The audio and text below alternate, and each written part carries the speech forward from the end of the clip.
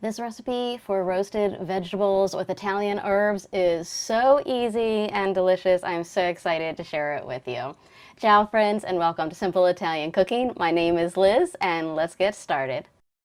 Okay, so for the herbs, all you need are some oregano leaves, a little bit of basil leaves, some parsley, this is all dried, and some extra virgin olive oil. Good quality is important. So for the vegetables, super flexible here, but what I like to use is a half of a red onion, some mini sweet peppers. You can use regular sweet peppers, tomatoes, and a zucchini, and of course, your baking dish. Super easy, super flexible.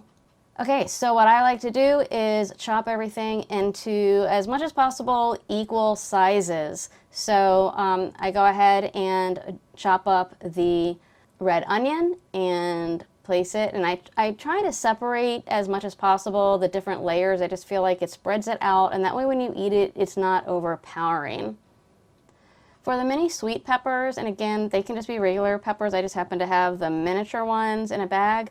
I like to rinse them out and de-seed them. I don't want seeds in this, so I just chop off the ends and then I slice them in half.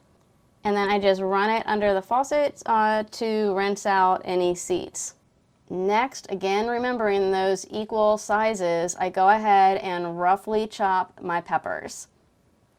Once that's done, I go ahead and add it in with my red onion.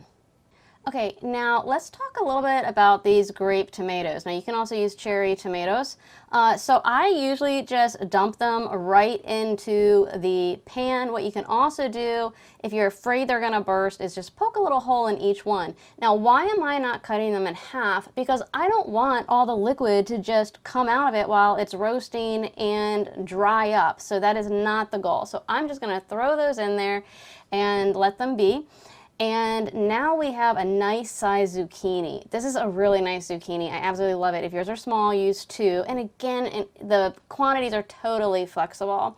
So I just go ahead and cut off the ends and then I chop them up into the appropriate size, just like this. Super easy. I mean, it could not get easier. Now, you might be thinking like, oh my gosh, these zucchini are gonna get so soggy. Well, if you chopped them too small, they probably will get too soggy, but the way that I cook them avoids all that.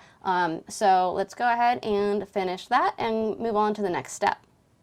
Okay, and here we go. I think I did a pretty good job keeping things mostly the right size so that it's nice and equal. Looks good already.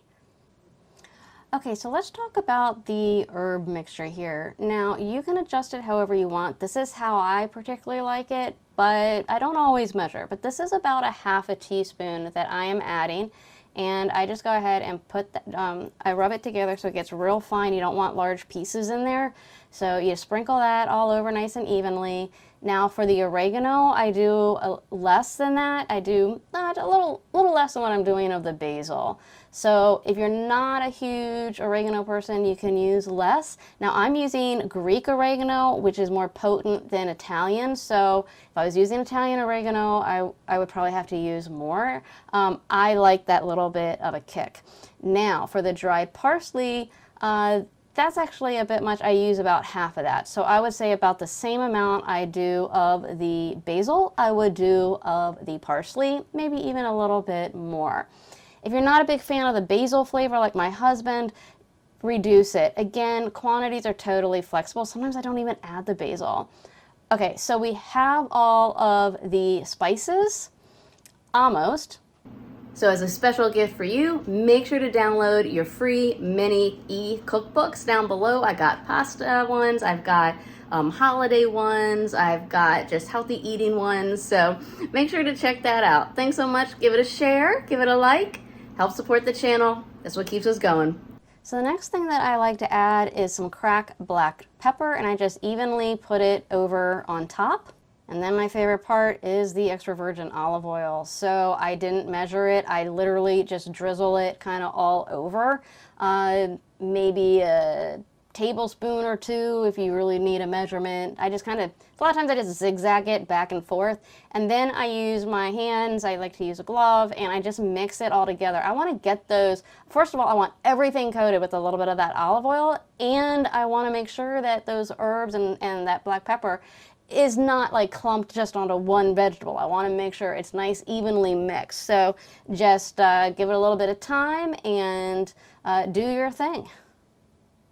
And of course I had to do a close-up shot of this because it looks delicious. This is one of my favorite recipes, and I'm going to tell you how you can even use it beyond a side dish towards the end of the video. Okay, so we're going to go ahead and put this in the oven at 350 for about 30 minutes, 30 to 35. So the doneness is kind of subjective. If you want it extra soft, then put it in longer. You can increase the temperature and shorten the time. But I just like to do things at 350. Now there are some variations that you can do to this that I have done, and that is adding breadcrumbs on top that are delicious, and because they crisp right up. You can also put cheese in it, but today I'm just going super healthy and I'm keeping out the carbs. All right, let's go ahead.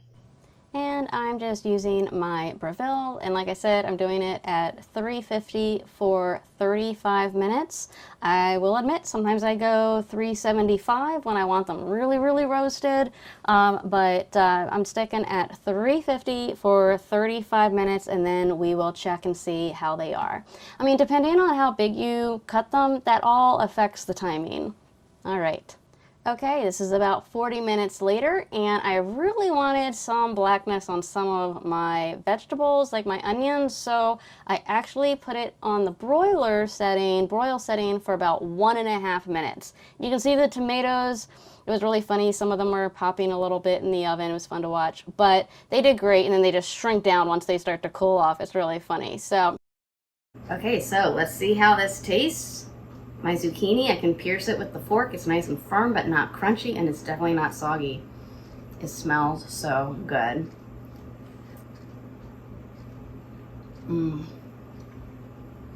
This is what I love about Italian cooking. It is so simple, so easy, and this stuff is so healthy when you stick to good quality vegetables. The blend is really, really nice. I like it. I will admit, salt would have helped just a little bit to kind of bring up those flavors a little bit more, but again, this is the day after Thanksgiving when I'm recording this, and we need to seriously cut back on our sodium for the next few days. But this is really good, and let me take the red onion. I love red onion. Love it. I could eat this all day. Okay, I gotta interrupt myself here for a second and talk about leftovers because I said I would. So I just store it in a glass bowl in the refrigerator for up to 3-4 days. You can add it on top of pizza and cook it. You can just have it again the next day. The flavors are really great. Mash it on some bread. Another thing you can do is grab some leftover pasta or fresh and just dump it all together and heat it up over a skillet. That is delicious as well. Well, friends, thanks so much for watching. I really hope you try this recipe. Don't forget to check out my merch shop if you love things Italian, especially some funny things in there. Also, check out the free ebooks that I have below that you can also get from my website, simpleitaliancooking.com. Thanks so much for watching. Grazie e ciao!